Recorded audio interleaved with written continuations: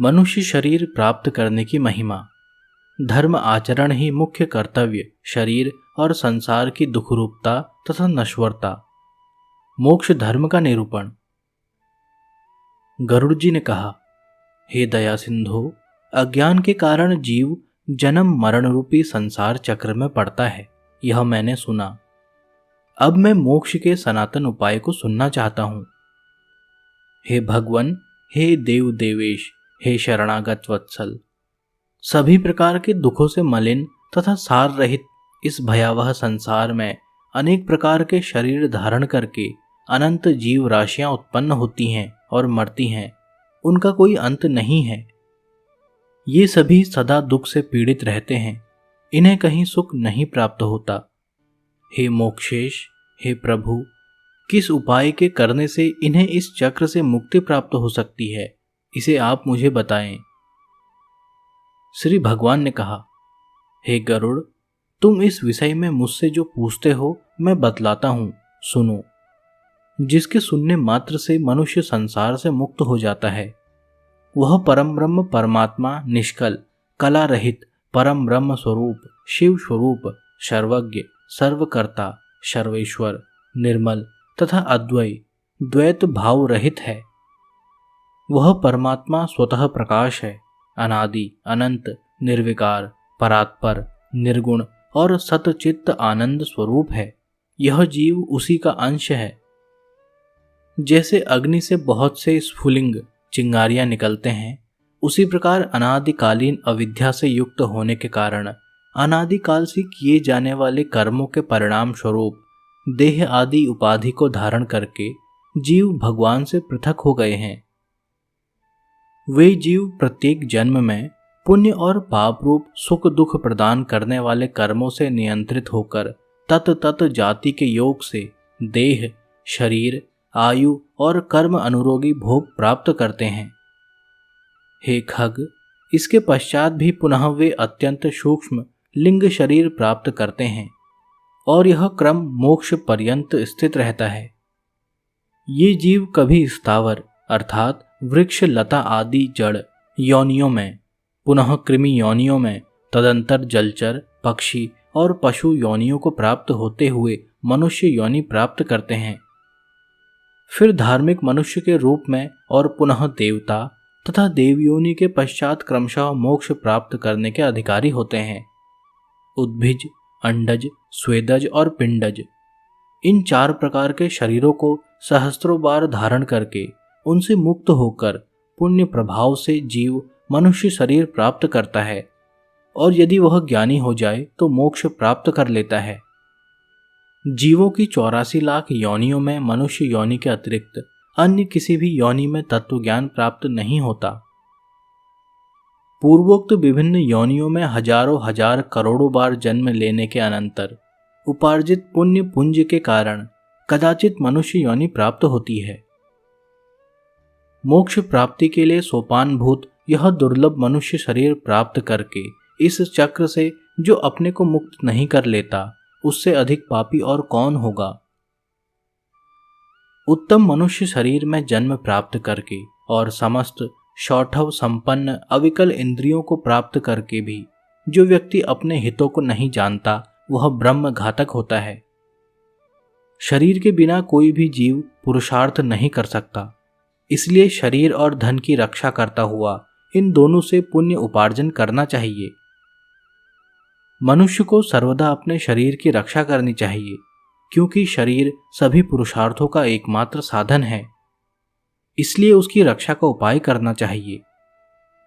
जीवन धारण करने पर ही व्यक्ति अपने कल्याण को देख सकता है। गांव, क्षेत्र, धन, घर और शुभ अशुभ कर्म पुनः पुनः प्राप्त हो सकते हैं, किंतु मनुष्य शरीर पुनः पुनः प्राप्त नहीं हो सकता। इसलिए बुद्धिमान व्यक्ति सदा शरीर की रक्षा का उपाय करते हैं।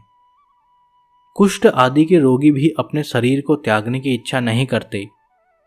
शरीर की रक्षा धर्म आचरण के उद्देश्य से और धर्म आचरण ज्ञान प्राप्ति के उद्देश्य से, उसी प्रकार ज्ञान, ध्यान एवं योग की सिद्धि के लिए और फिर ध्यान योग से मनुष्य अविलंब मोक्ष प्राप्त कर लेता है। यदि मनुष्य स्वयं ही अपने आत्मा का अहित से निवारण नहीं कर लेता तो आत्मा का दूसरा कौन हितैषी होगा जो आत्मा को तारेगा। जो जीव मनुष्य के शरीर में रहकर इसी जन्म में नरक रूपी व्याधि की चिकित्सा नहीं कर लेता, वह परलोक में जाने पर जहां औषध नहीं प्राप्त है, नरक व्याधि से पीड़ित होने पर फिर क्या कर सकेगा। वृद्धावस्था व्याघ्री बाघिन के समान सामने खड़ी है। फूटे हुए घड़े से निकलने वाले जल की भांति प्रतिक्षण आयु समाप्त होती जा रही है। रोग शत्रु की भांति प्रहार कर रहे हैं। अतः श्रेय प्राप्ति के लिए जीव को अभ्यास करना चाहिए।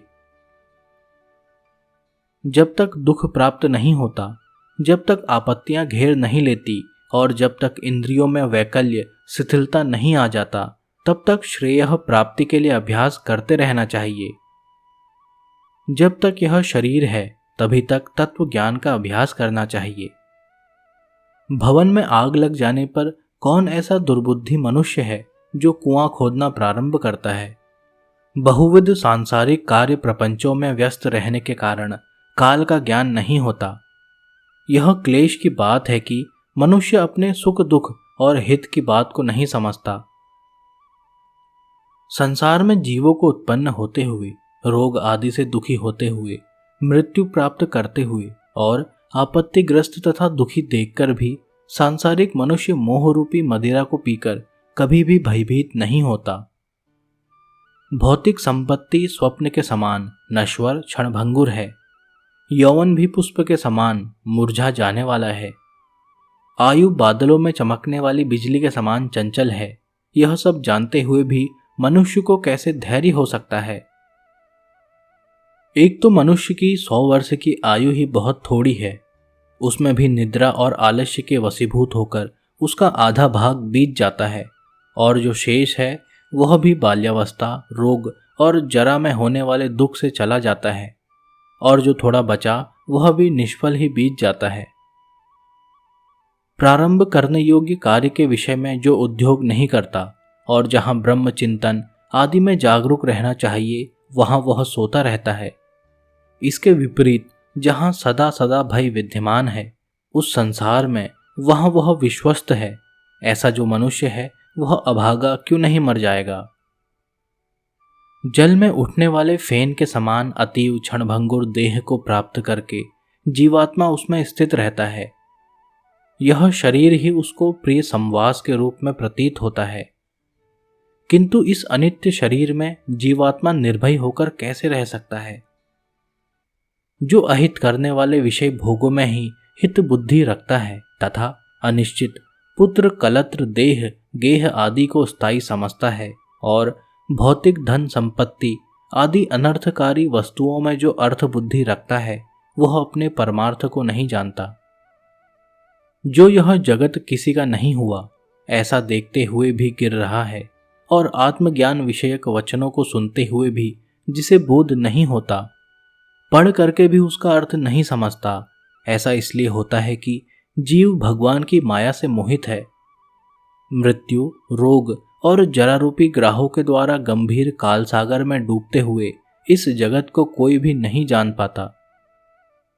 प्रतिक्षण क्षीर्ण होते हुए बीतते हुए इस काल की सूक्ष्म गति को जीव वैसे ही नहीं जान पाता जैसे कच्चे घड़े में स्थित जल के विगलित होने का ज्ञान नहीं हो पाता। कदाचित वायु का बांधना संभव हो सकता है, आकाश को खंड खंड करने की और तरंगों के गुम्फन की कल्पना भी संभव हो सकती है, परंतु आयु के शाश्वत होने की आस्था कदापि संभव नहीं हो सकती। जिस काल के द्वारा पृथ्वी जल रही है, मेरु पर्वत भी चूर चूर हो जाता है, सागर का जल भी सूख जाता है, उस काल से मनुष्य शरीर की रक्षा की क्या कथा। मेरा पुत्र, मेरी पत्नी, मेरा धन, मेरे बांधव, इस प्रकार मैं कहते हुए मनुष्य रूपी बकरे को हठपूर्वक काल रूपी भेड़िया मार डालता है। यह मैंने कर लिया, यह करना शेष है, यह दूसरा कार्य अभी कुछ करना बाकी है। इस प्रकार की इच्छा से युक्त मनुष्य को यमराज अपने वश में कर लेते हैं। कल किए जाने वाले कार्य को आज, अपराह्न में किए जाने वाले कार्य को पूर्वाह्न में ही कर लेना चाहिए।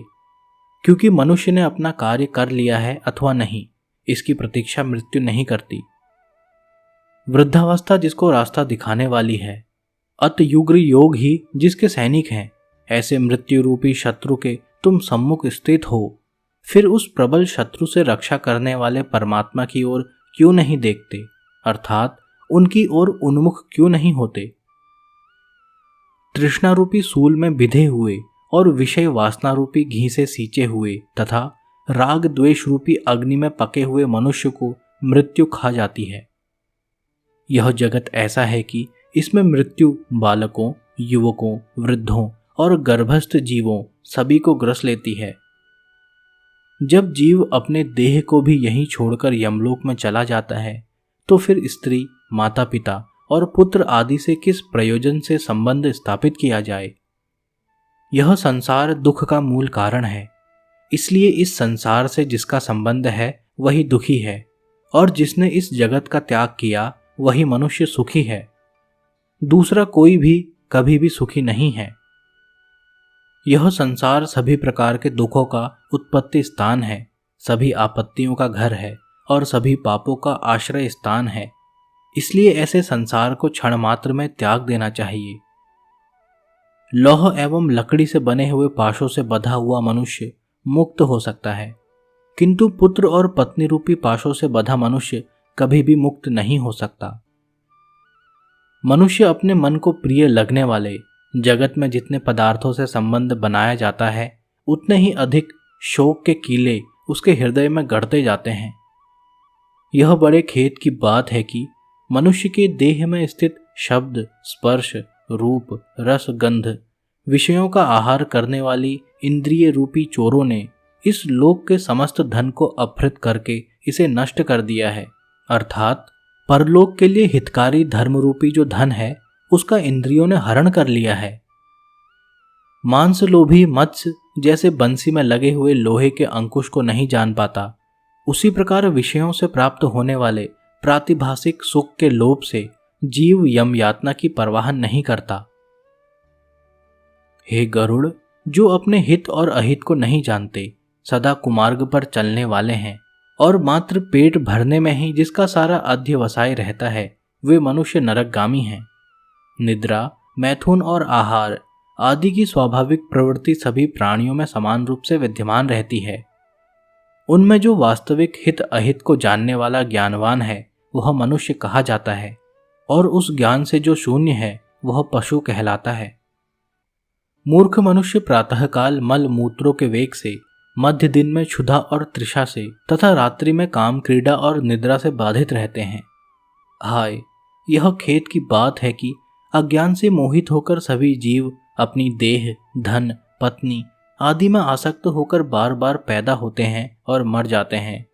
इसलिए देह, गेह, पुत्र, कलत्र आदि के साथ सदा आसक्ति का त्याग कर देना चाहिए, और यदि अपने विवेक बल से उसका सर्वथा त्याग न हो सके तो उस आसक्ति भाव को देह, गेह आदि से हटाकर महापुरुषों के साथ संबंध बनाना चाहिए, क्योंकि संत पुरुष संसार शक्ति रूपी रोग के भेषज हैं। सत्संग और विवेक ये दोनों ही व्यक्ति के निर्मल नेत्र हैं। जिस व्यक्ति के पास ये नहीं है वह अंधा है। वह अंधा मनुष्य कुमार्गगामी क्यों नहीं होगा। अपने अपने वर्ण और आश्रम के लिए शास्त्र बोधित आचारों का पालन करने में संलग्न रहने वाले सभी मनुष्य यदि परम धर्म को नहीं जानते तो वे दंभाचारी व्यर्थ में नष्ट हो जाते हैं। कुछ लोग अनेक प्रकार की क्रियाओं को करने का प्रयत्न करते हैं और कुछ अन्य व्रत, उपवास आदि में संलग्न रहते हैं। अज्ञान से आवृत आत्मा वाले कुछ लोग ढोंगी बनकर विचरण करते हैं। कर्मकांड में आस्था रखने वाले मनुष्य शास्त्र बोधित नाम मात्र की फल श्रुतियों से संतुष्ट होकर के मंत्र उच्चारण और होम आदि कृत्यों से तथा यज्ञ से विस्तृत विधानों से भ्रांत रहते हैं, उन्हीं में उलझे रहते हैं। मेरी माया से विमोहित होकर शरीर को सुखाने वाले मूर्ख लोग एक भुक्त, उपवास आदि व्रतों का आचरण करके परोक्ष परम गति को प्राप्त करना चाहते हैं। शरीर को दंड देने मात्र से क्या अविवेकी पुरुषों को मुक्ति प्राप्त हो सकती है? वाल्मीकि, बाम्बी को ताड़न करने मात्र से क्या कहीं महासर्प की मृत्यु होती है? बड़ी लंबी जटाओं के भार को ढोने वाले और मृग चर्म आदि से युक्त दाम्भिक पुरुष साधु पुरुषों का वेश धारण करके ज्ञानी की भांति ही लोक में भ्रमण करते हैं और लोगों को भी भ्रमित करते हैं। सांसारिक सुख में आसक्त जो व्यक्ति मैं ब्रह्म ज्ञानी हूं ऐसा कहता है, वह कर्म मार्ग तथा ब्रह्म ज्ञान मार्ग दोनों मार्गों से भ्रष्ट हो जाता है। उसे चांडाल की भांति छोड़ देना चाहिए। संसार में, घर में और अरण्य में लज्जा त्याग कर समान रूप से नग्न होकर गर्दभ आदि पशु भी विचरण करते हैं, तो क्या इस आचरण से वे संसार से विरक्त हो जाते हैं? यदि मिट्टी और भस्म के धारण करने मात्र से मनुष्य मुक्त हो जाए, तो मिट्टी और भस्म में शयन करने वाला वह कुत्ता भी क्या मुक्ति प्राप्त कर लेगा? घास पात और जल का आहार करने वाले तथा निरंतर जंगल में निवास करने वाले श्रृंगाल, चूहे तथा मृग आदि पशु भी क्या तपस्वी योगी हो जाते हैं? अर्थात अन्न छोड़ देने, ग्राम या नगर में निवास छोड़कर वन में रहने मात्र से कोई सन्यासी नहीं हो जाता। मेढक और मत्स्य आदि जलचर जीव जन्म से लेकर मृत्यु पर्यंत गंगा जी आदि नदियों में निवास करते हैं, तो क्या वे योगी हो जाते हैं? कबूतर कंकड़ का आहार करने वाले हैं तथा चातक कभी भी भूमि पर स्थित जल को नहीं पीते, तो क्या इससे वे व्रती हो जाते हैं? इसलिए हे खगेश्वर, पूर्वोक्त संपूर्ण कर्म अनुष्ठान केवल लोक रंजन मात्र के लिए है। मोक्ष का कारण तो साक्षात तत्व ज्ञान ही है। हे खग, षड दर्शन रूपी महाकूप में पड़े हुए मनुष्य रूपी पशु परमार्थ को नहीं जानते, क्योंकि वे पशुपात से नियंत्रित रहते हैं। वेद और शास्त्र रूपी घोर समुद्र में इधर उधर ले जाए जाते हुए कुतार्किक व्यक्ति षडूर्मियों से ग्रस्त होकर स्थित रहते हैं।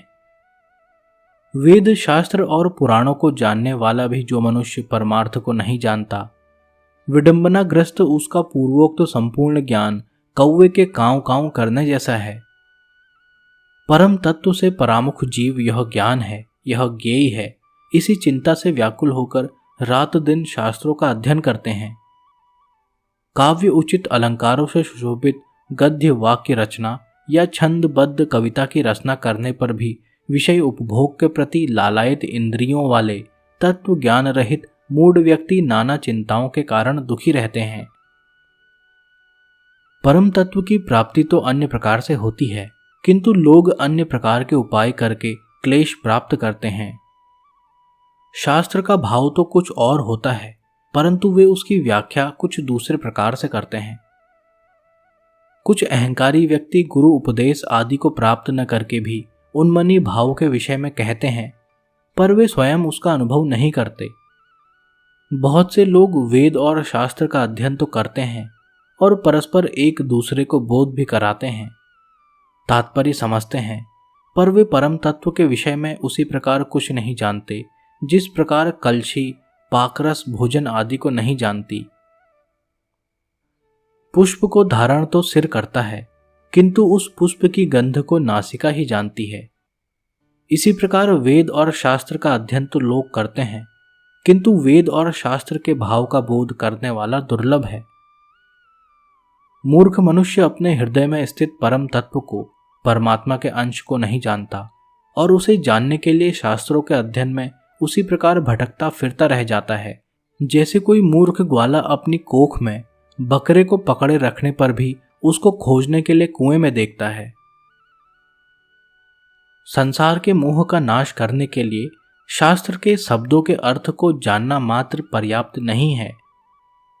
दीपक की बात से कभी भी अंधकार की निवृत्ति नहीं हो सकती। बुद्धिहीन मनुष्य का पढ़ना अंधे व्यक्ति के दर्पण देखने के समान व्यर्थ है। अतः बुद्धिमान व्यक्ति को ही शास्त्रीय तत्व ज्ञान का लक्षण हो सकता है, अर्थात बुद्धिमान को ही तत्व ज्ञान लक्षित हो सकता है। जो यह ज्ञान यहाँ है, इसे जानना चाहिए, इस प्रकार बुद्धि करके सुनना चाहता है, वह 1000 दिव्य वर्षों की आयु प्राप्त करके भी शास्त्रों का अंत प्राप्त नहीं कर सकता। अनेक शास्त्र हैं, आयु अति अल्प है, जिसमें करोड़ों विघ्न हैं। इसलिए जैसे हंस जल के मध्य से दूध को ग्रहण कर लेता है, उसी प्रकार बुद्धिमान व्यक्ति को भी शास्त्र के सार तत्व का ज्ञान प्राप्त करना चाहिए। वेद शास्त्रों का अभ्यास कर वहां से तत्व ज्ञान प्राप्त करके बुद्धिमान मनुष्य को चाहिए कि जैसे धान चाहने वाला व्यक्ति धान ग्रहण करके पुआल को छोड़ देता है, उसी प्रकार उसे भी अन्य सभी शास्त्रों को छोड़ देना चाहिए। जैसे अमृत से तृप्त व्यक्ति के लिए भोजन की कोई आवश्यकता नहीं होती, उसी प्रकार हे गरुड़, तत्वज्ञ को शास्त्र से कोई प्रयोजन नहीं होता। हे गरुड़, न वेद अध्ययन से मुक्ति प्राप्त होती है और न शास्त्रों के अध्ययन से ही। मोक्ष की प्राप्ति ज्ञान से ही होती है, किसी दूसरे उपाय से नहीं। जिस प्रकार मुक्ति के लिए न तो आश्रम धर्म का अनुष्ठान कारण है, न दर्शनों का अध्ययन कारण है, उसी प्रकार कर्म भी कारण नहीं है, मात्र ज्ञान ही मोक्ष का उपाय है। गुरु का वचन ही मोक्ष देने वाला है, अन्य सब विद्याएं विडंबना मात्र हैं। लकड़ी के हजारों भारों की अपेक्षा एक संजीवनी ही श्रेष्ठ है। कर्मकांड और वेद शास्त्र आदि के अध्ययन रूपी परिश्रम से रहित केवल गुरुमुख से प्राप्त अद्वैत ज्ञान ही कल्याणकारी कहा गया है। अन्य करोड़ों शास्त्रों को पढ़ने से कोई लाभ नहीं। वेद आदि आगम शास्त्रों का अध्ययन तथा विवेक, इन दो साधनों से ज्ञान की प्राप्ति होती है। आगम से शब्द ब्रह्म का ज्ञान प्राप्त होता है और विवेक से परम ब्रह्म का ज्ञान प्राप्त होता है। कई विद्वान अद्वैत को वास्तविक परम तत्व स्वीकार करते हैं और कुछ अन्य विद्वान लोग द्वैत तत्व की ही प्रतिष्ठा चाहते हैं, किंतु द्वैत और अद्वैत से पृथक सभी के लिए समान रूप से स्वीकार्य परम तत्व को कोई नहीं जानता। न मम मेरा नहीं है और मम मेरा है, ये दो पद भावनाएं ही बंधन और मोक्ष के कारण हैं। देह गेह और पुत्र कलत्र आदि में मम बुद्धि करने से प्राणी बंधन को प्राप्त होता है और मेरा नहीं है इस प्रकार की भावना करने से मुक्त होता है। कर्म वही है जो बंध का हेतु नहीं होता तथा विद्या वही है जो मोक्ष प्रदान करा दे, और इससे अतिरिक्त कर्म केवल श्रम मात्र के हेतु हैं जो शरीर के लिए क्लेशप्रद हैं, तथा अन्य प्रकार की विद्या शिल्प चातुर्य मात्र है। जब तक कर्म किए जाते हैं तब तक संसार में आसक्ति रहती है। जब तक इंद्रियों का चांचल्य बना रहता है तब तक तत्व ज्ञान की बात ही कहाँ हो सकती है। जब तक देह अभिमान, देह को अपना स्वरूप मानना है, जब तक ममता रहती है, जब तक प्रयत्नों का वेग रहता है, जब तक संकल्प की कल्पना होती रहती है, जब तक मन स्थिर नहीं हो जाता, जब तक शास्त्र का चिंतन नहीं किया जाता तथा जब तक गुरु की कृपा नहीं प्राप्त होती, तब तक तत्व ज्ञान की चर्चा ही कहाँ होती है। तप, व्रत, तीर्थ, जप, होम और पूजा आदि सत्कर्मों का अनुष्ठान तथा वेद, शास्त्र और आगम की कथा तभी तक उपयोगी है जब तक जीव को तत्व ज्ञान प्राप्त नहीं हो जाता। इसलिए हे गरुड़, यदि अपने मोक्ष की इच्छा हो तो सर्वदा संपूर्ण प्रयत्नों का सभी अवस्थाओं में निरंतर अनुष्ठान करके तत्व ज्ञान की प्राप्ति में संलग्न रहना चाहिए। जो प्राणी आधि भौतिक, आधि दैविक, आध्यात्मिक तापत्रयी से सदा संतप्त रहता है, उसे मोक्ष वृक्ष की छाया का आश्रयण करना चाहिए। जिस मोक्ष वृक्ष का पुष्प धर्म और ज्ञान स्वरूप है तथा फल स्वर्ग एवं मोक्ष हैं। इसलिए श्री गुरुमुख से आत्म तत्व विषयक ज्ञान प्राप्त करना चाहिए। ज्ञान हो जाने पर प्राणी इस घोर संसार बंधन से सुखपूर्वक मुक्त हो जाता है। हे गरुड़, मैं तत्वज्ञानी पुरुष के द्वारा किए जाने वाले अंतिम कृत्य के विषय में तुम्हें बताता हूँ। सुनो। जिस उपाय को करके जीव को ब्रह्म निर्वाण संजक मोक्ष की प्राप्ति होती है, अंतकाल के आ जाने पर पुरुष भय छोड़कर अनासक्ति रूपी शस्त्र से देह गेह आदि विषयक ममत्व को काट डाले, वह धीर पुरुष घर से निकलकर पवित्र तीर्थ के जल में स्नान करके पवित्र और एकांत देश में विधिवत आसन लगाकर बैठ जाए और शुद्ध परम त्रिवृत ब्रह्माक्षर अर्थात ओमकार का मन से अभ्यास करे तथा ब्रह्म बीज स्वरूप ओमकार का निरंतर स्मरण करके श्वास को जीतकर मन को नियंत्रित करे। बुद्धि रूपी सारथी की सहायता से मन रूपी लगाम के द्वारा इंद्रियों को विषयों से निगृहित कर ले और कर्मों के द्वारा आक्षिप्त मन को बुद्धि की सहायता से शुभ अर्थ में अर्थात परम ब्रह्म के चिंतन में लगा दे। मैं ब्रह्म हूँ, मैं परम धाम हूँ और परम पदरूपी ब्रह्म मैं हूँ, ऐसी समीक्षा करके अपनी आत्मा को निष्कल परमात्मा में लगा दे और ओम इस एकाकार ब्रह्म का उच्चारण करता हुआ तथा मेरा स्मरण करता हुआ जो मनुष्य देह त्याग करता है वह इस संसार से तर जाता है और परम गति प्राप्त करता है। मान और मोह से रहित तथा आसक्ति से उत्पन्न होने वाले दोषों को जीत लेने वाले, नित्य अध्यात्म चिंतन करने वाले, सभी प्रकार की कामनाओं से निवृत्ति प्राप्त कर लेने वाले, सुख दुख आदि द्वंद्वों से मुक्त ज्ञानी पुरुष उस शाश्वत अविनाशी परम पद को प्राप्त होते हैं। जो व्यक्ति राग और द्वेष रूपी मलों का अपहरण करने वाले ज्ञान रूप जलाशय और सत्य स्वरूप जल वाले मानस तीर्थ में स्नान करता है वह मोक्ष प्राप्त कर लेता है। जो प्रौढ़ वैराग्य को धारण करके अन्य भावों का परित्याग कर केवल मद विषयक भावना के द्वारा मेरा भजन करता है, ऐसा पूर्ण दृष्टि रखने वाला अमल अंतर आत्मा संत ही मोक्ष को प्राप्त होता है। तीर्थ में मृत्यु हो जाए इस उत्कंठा से उत्सुक होकर जो अपने घर का परित्याग करके तीर्थ में निवास करता है और मुक्ति क्षेत्र में मरता है वही मोक्ष प्राप्त करता है। अयोध्या, मथुरा, माया, कनखल, हरिद्वार, काशी, कांची, अवंतिका और द्वारावतीपुरी ये 7 पुरियां मोक्ष देने वाली हैं। हे गरुड़, मैंने सनातन मोक्ष धर्म को तुम्हें बता दिया। ज्ञान और वैराग्य के सहित इसे सुनकर पुरुष मोक्ष प्राप्त करता है। तत्वज्ञ पुरुष मोक्ष प्राप्त करते हैं। सकाम धर्म अनुष्ठान करने वाला धार्मिक पुरुष स्वर्ग को प्राप्त होते हैं। पापियों की दुर्गति होती है और पशु पक्षी आदि पुनः पुनः जन्म मरण रूपी संसार में भ्रमण करते हैं।